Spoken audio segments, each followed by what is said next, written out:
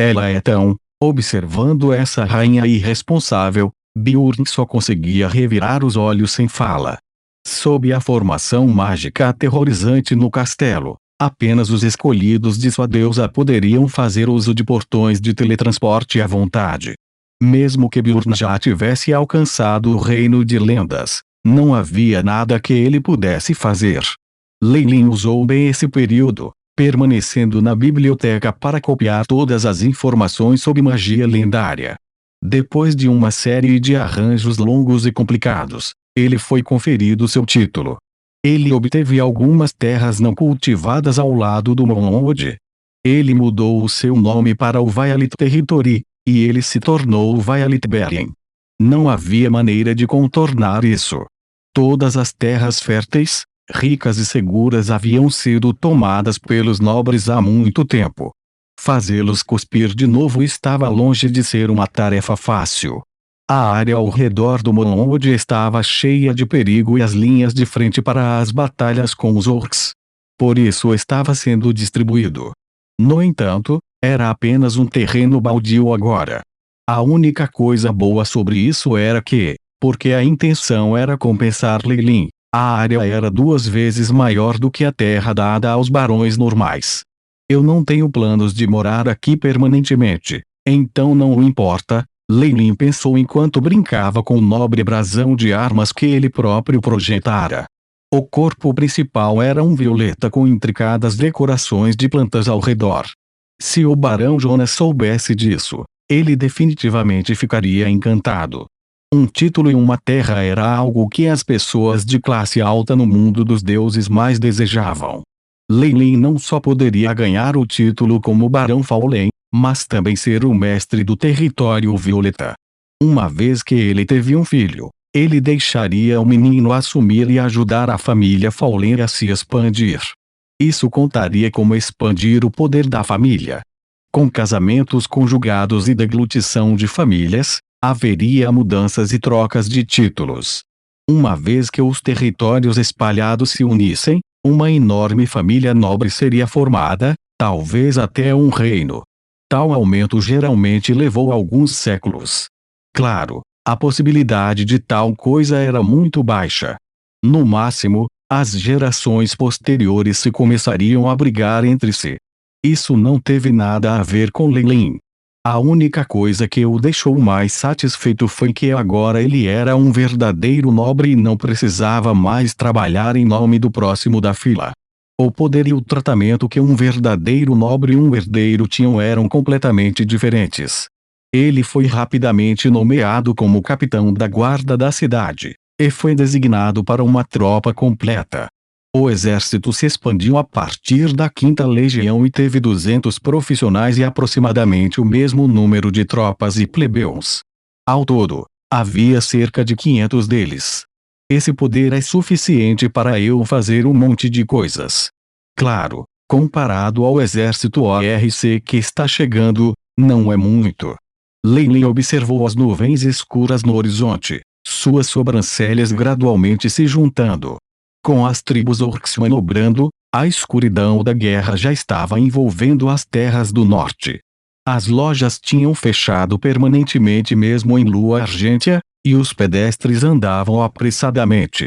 As montanhas do nascer do sol e as tribos orcs eram praticamente sinônimos de selvageria e guerra. Não somente esses orcs nasceram com corpos poderosos, mas também tiveram a proteção de seu próprio deus. O deus deles era poderoso. No mundo dos deuses, orcs e humanos eram raças enormes que não perdiam para o outro. Seus deuses tinham poderosa força divina, comparável ao pico de Magus 8. Isso era praticamente o limite do que o universo poderia acomodar. Sem a proteção de um deus poderoso, o tratamento dado no mundo dos deuses era inteiramente diferente. Sob a imensa ameaça, até mesmo a queda de todas as terras do norte era provável. Leilin tinha informações de que os membros das tribos mobilizadas eram muito poderosos, e não seria trivial como as simples lutas e roubos antes. Com tantas tribos se unindo, havia uma sensação de um império incipiente tomando forma. Se deixado desmarcado, Um império ORC se levantaria.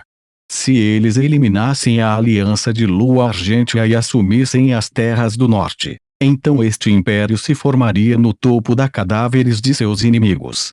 Talvez isso também fosse uma esperança de seu Deus. Quanto à facção humana, Lei Lin também ouvira falar de algo que não significava bem para eles.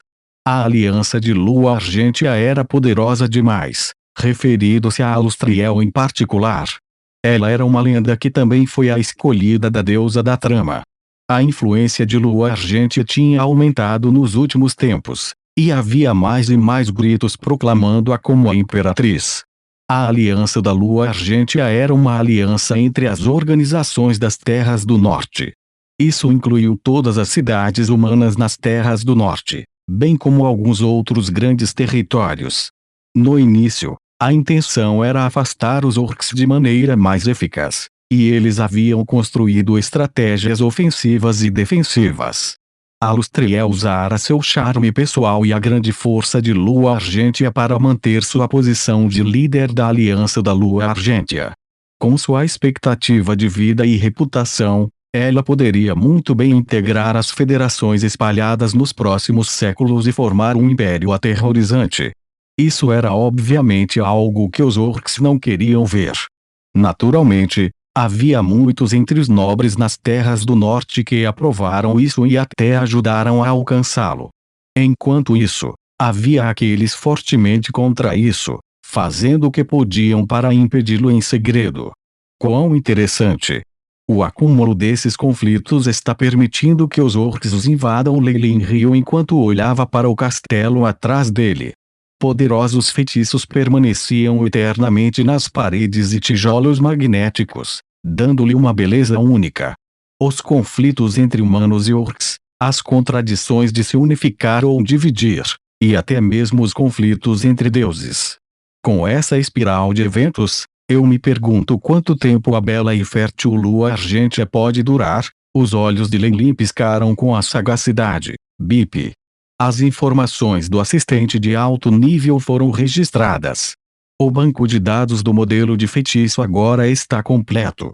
Construindo feitiços do assistente do host, o AI-chip de repente mostrou este prompt. Depois que ele passou muito tempo vasculhando todas as informações abaixo da classificação de Legend no palácio, o banco de dados do chip agora estava completo.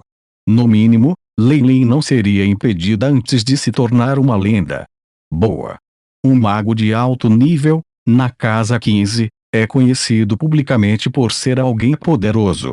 AI-chip, quanto tempo levarei para chegar a esse ponto se meditar como faço agora? Perguntou Lei Lin. Bip. Missão estabelecida. Verificando a compatibilidade com host. Continuando com testes teóricos, o AI-chip rapidamente calculou, numerosos 0 e 1 segundo piscando na frente dos olhos de Lei Lin. Em poucos segundos, deu uma resposta. Com base nas estatísticas atuais do host, o tempo estimado para alcançar a classificação 15 é de 731 dias e 13 horas, cerca de 2 anos.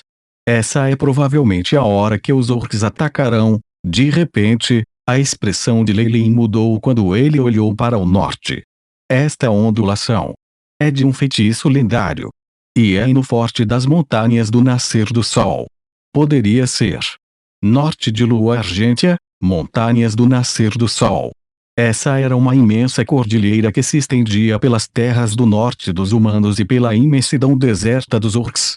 Isso permitiu uma divisão clara entre os mundos dos dois.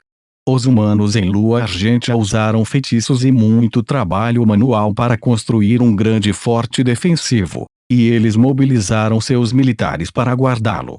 No topo da parede de aço negro estavam os mais novos resultados da pesquisa de Lua Argêntea, o canhão mágico automático. As tropas estacionadas na guarnição eram as mais poderosas de Lua Argêntea. Havia mais de 20 magos de alto nível lá, e havia rumores de que havia uma lenda no comando. Ao longo de muitos anos, só esse forte forçara os orcs a retornarem com suas caudas entre as pernas. Não importa o quão enlouquecidos fossem os ataques, O forte estava alto como um recife em um tsunami. Por esse motivo, o nome original, que havia sido complexo e desajeitado, havia sido descartado. Em seu lugar, foi dado o belo nome de um Falemun Fort. Representava a bandeira da lua de prata de lua argêntea que, na frente da cidade no forte, nunca cairia pac. No entanto, naquele momento, a bela e intricada bandeira da lua de prata tinha descido lentamente para as chamas, transformando-se inteiramente em cinzas. Rugido, rugido. Numerosas criaturas eram gritadas loucamente enquanto se arrastavam pelas paredes que se dizia que nunca cairiam. O Erejacaus, o Erelions, o Ereleopardes. Havia até gigantes gigantescos, Snakime e sacerdotisas de raposa. Numerosos orcs com aparências variadas organizaram-se em uma formação quadrada, aglomerando-se em torno de um Erelion dourado enquanto aplaudiam entusiasticamente. Saladino.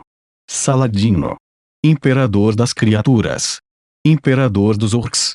Esse orco chamado Saladino tinha pelos que apontavam como pontas de aço e seus olhos eram elétricos. Numerosas lendas, cabeças de suas respectivas raças, só podiam se prostrar diante dele. Ele era Saladino, imperador de todos os orcs, e o escolhido do deus Or-Segruns. Aquele que possuía a arma divina dos orcs, o martelo do deus do trovão. Com o poder da arma divina, ele destruiu as defesas do forte em um instante e até matou a lenda humana.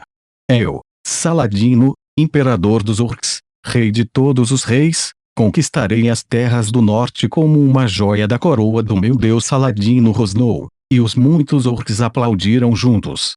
Calendário dos deuses, ano 37.665.